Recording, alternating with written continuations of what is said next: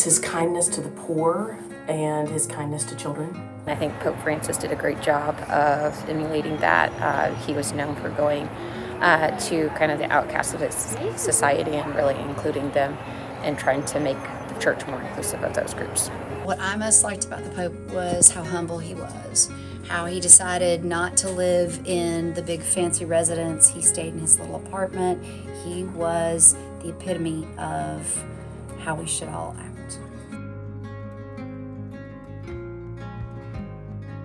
Right now we're in a period of mourning for the death of Pope Francis, and that usually lasts about 9 days after the burial, the funeral of the Pope. So starting next Wednesday, all of the cardinals who are of the voting age, which is younger than 80, are going to go into the Sistine Chapel, and they'll have daily meetings, and they'll begin the process of electing the next Pope. And this process is centuries old and is guided by the Holy Spirit. So we're confident the cardinals will elect the Pope that the world needs and that the church needs. So they'll vote usually on the first day just one time, and then several times the following days until they have reached an agreement where 2/3 of the cardinals have selected the same person, and that will be our next Pope.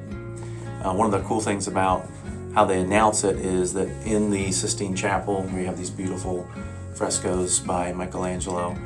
They set up a little wood stove and they burn the ballots, the voting ballots, and they add some chemicals. And if they haven't come to an agreement, they burn it and black smoke comes out, so the people in St. Peter's Square know that we don't yet have a pope. But if we have elected a pope, they put a chemical in that makes the smoke turn white. And so it's kind of a signal to the people to get ready, because we're going to announce who the next pope is. And then up on the balcony, the pope will appear, and we'll first get to see who that is. And they'll announce Habemus Papam, we have a pope. Why do we call the Pope the Bishop of Rome? Well, as the Bishop of Rome, he's the successor to St. Peter, and Rome is the city where Peter preached, lived, and eventually was martyred. And today he's the Bishop of the Diocese of Rome, but also the pastor of the whole church. Why do we call the Pope the Vicar of Jesus Christ? Vicar means substitute, so in this case the Pope is a representative of Jesus. He's the ambassador, the shepherd who represents Christ to the world. Why do we call the Pope the successor of St. Peter? Well, Jesus established the papacy upon Peter, so he changed Simon's name to Peter. He said, upon this rock, that's what Peter means, I'll build my church, the gates of the netherworld will never prevail against it. So that just means that there's a successive office all throughout time. Why do we call the Pope servant of the servants of God? St. Gregory the Great back in the 6th century gave that title to himself. He wanted to emphasize that the Pope's not just like a monarch that lords his authority over people, but that his role as a servant of God is to serve the faithful. Why do we call the Pope Holy Father?